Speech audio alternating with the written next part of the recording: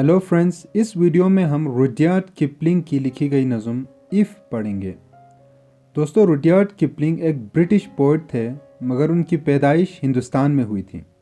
यह नज़म 1895 में लिखी गई और पहली बार 1910 में रिवॉर्ड्स एंड फेरीज में शाया हुई थी।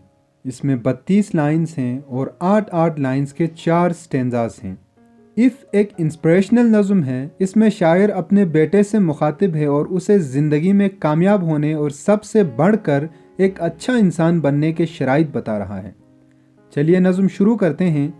टाइटल है इफ़, यानी अगर। टाइटल से साफ जाहिर है कि कंडीशनल जुमले होंगे, कंडीशनल बातें होंगी, जैसे अगर ऐसा करोगे तो वैसा होगा। If you can keep your head when all about you are losing theirs and blaming it on you, अगर तुम पुरसुकून रह सको जब तुम्हारे इर्द गिर्द बैठे लोग अपना हवास खो बैठें और अपने किए हुए गलती का जिम्मेदार भी तुम्हें ठहराएं। मतलब अगर हमें ज़िंदगी में कामयाब होना है तो जोश से नहीं, होश से काम लेना होगा। गुस्सा किसी भी मसले का हल नहीं है। अगर हम दिमाग को ठंडा और पुरसुकून रखते हैं तो हम सही से सोच पाते हैं और हमें मसाइल का हल नज़र आने लगता है। If you can trust yourself when all men doubt you but make allowance for their doubting too, अगर तुम खुद पर भरोसा करते हो जब बाकी तुम पर भरोसा ना करें, मगर उनकी बात भी सुनते हो कि वो क्यों भरोसा नहीं करते हैं। मतलब ये है कि हमें खुद पर ज़रूर भरोसा करना चाहिए, मगर अगर लोग हम पर भरोसा नहीं करते, यानी वो कहते हैं कि ये काम हमसे नहीं होगा, तो उस बात को नज़रअंदाज नहीं करना चाहिए और देखना चाहिए कि ऐसा क्यों है। आखिर उनको ये क्यों लगता है कि हम ये काम नहीं कर पाएंगे। If you can wait and not be tired of waiting, अगर तुम इंतज़ार कर सकते हो और इंतज़ार से उगता नहीं जाते हो, मतलब हमें सख्त मेहनत करना होगा और सब्र से काम लेना होगा।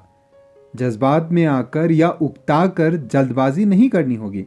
जैसे कि कहा जाता है हेस्ट मेक्स वेस्ट, इसलिए हमें सब्र से काम लेना होगा। और being lied about, don't deal in lies, या अगर तुम्हारे बारे में लोग झूठ बोलें तो तुम भी झूठ मत बोलना, क्योंकि अगर कोई झूठ बोलता है तो लोग सच जानने के बाद मज़ीद उस पर एतबार नहीं करते। और being hated, don't give way to hating, या अगर लोग तुमसे नफ़रत करें तो तुम नफ़रत को अपने करीब मत आने देना, यानी तुम किसी से नफ़रत मत करना। हो सकता है कि लोग हमसे नफ़रत करें क्योंकि कोई भी शख्स परफेक्ट नहीं होता। हर शख्स में खूबियाँ और खामियाँ मौजूद होती हैं, लिहाजा हमें हर किसी की इज़्ज़त करनी चाहिए और प्यार मोहब्बत से पेश आना चाहिए। And yet don't look too good nor talk too wise, और न ज़्यादा अच्छा बनने की ज़रूरत है और न ही ज़्यादा दानिशमंद बनने की ज़रूरत है। मतलब ये है कि अगर किसी भी इंसान में पहले बयान की गई खूबियाँ आ जाएं तो ऐन मुमकिन है कि वो अपने आप को स्पेशल समझने लगे और गुरूर का अंसुर उसमें आ जाए। इसलिए शायर हमें आगाह करता है कि ऐसा मत करना, बल्कि मोतदिल रहने की कोशिश करना। If you can dream and not make dreams your master, अगर तुम ख्वाब देख सको और ख्वाब को अपना आका मत बनाओ। मतलब ये है कि ख्वाब तो हमें ज़रूर देखना चाहिए, मगर गैर हकीकी ख्वाबों को ही सब कुछ नहीं समझना चाहिए, वरना हम इस हकीकी दुनिया से दूर हो जाएंगे।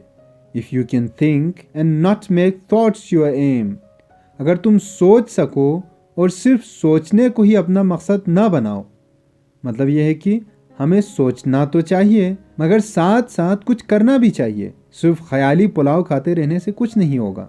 If you can meet with triumph and disaster and treat those two imposters just the same, अगर तुम कामयाबी और तबाही से हमकिनार होते हो और उन दोनों दगाबाजों से एक ही तरह से सामना करते हो। हमारी ज़िंदगी में खुशी, गम, हार जीत, मुसीबत, हर तरह का वक्त आता है। हमें चाहिए कि हर सूरत में अपने जज्बात काबू में रखें। कभी कभार हम छोटी छोटी कामयाबियों पर इतने खुश हो जाते हैं कि अपनी जिम्मेदारियां भूल जाते हैं, और कभी कभार हम मुसीबत में इतने अफसुर्दा हो जाते हैं कि बिल्कुल नाउमीद हो जाते हैं।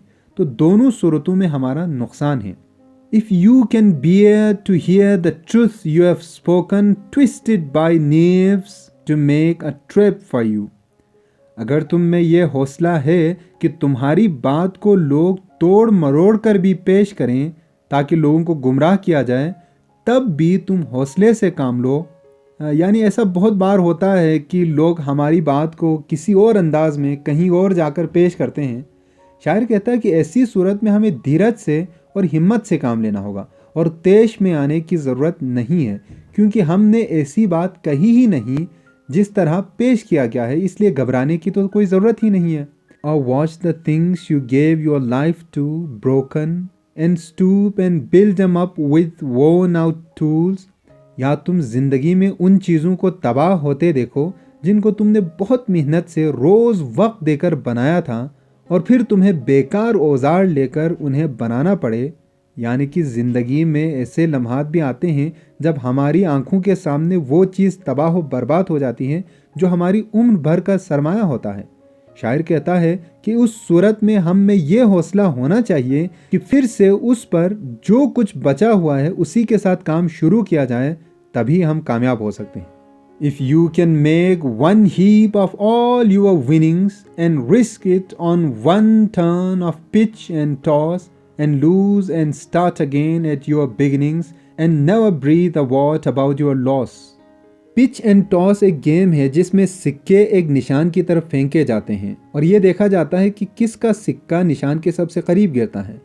तो अगर तुम अपनी सारी जमा पूंजी को लेकर पिच एंड टॉस खेलने की हिम्मत रखो और उस गेम में सब कुछ खो दो, तो इस नुकसान के बारे में कुछ भी मत बोलो और फिर ज़ीरो से दोबारा शुरू करो।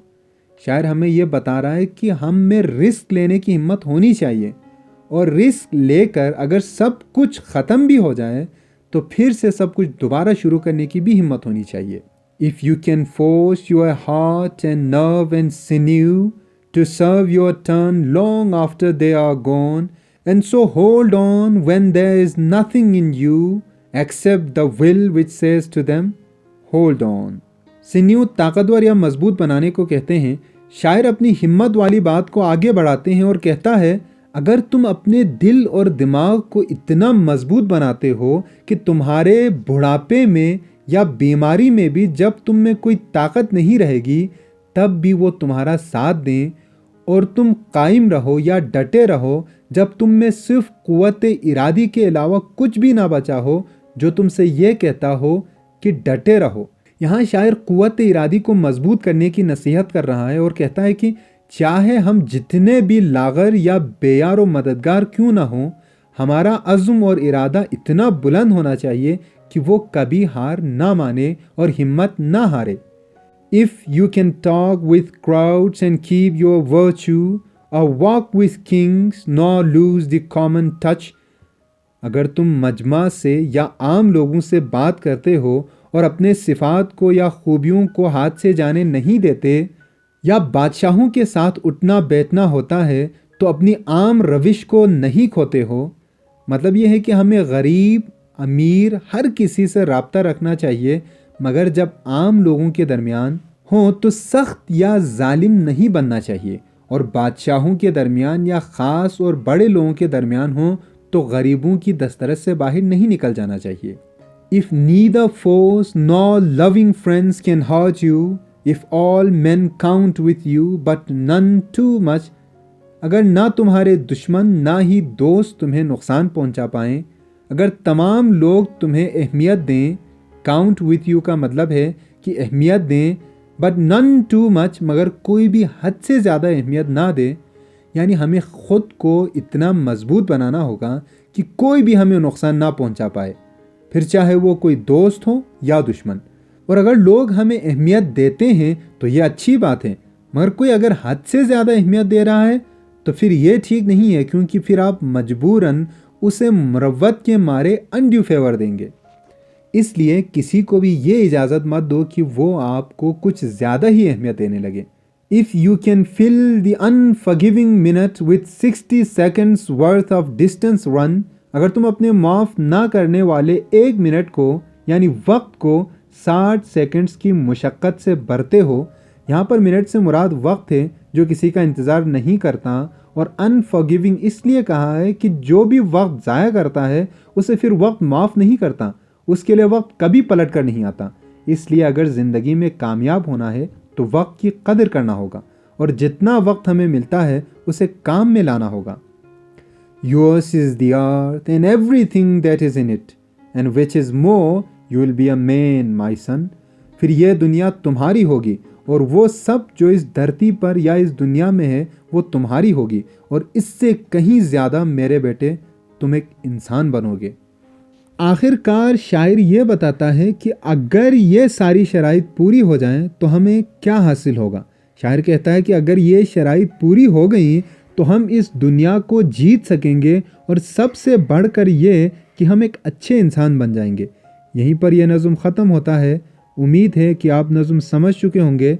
मज़ीद वीडियोस के लिए चैनल देखते रहिएगा। Thank you very much.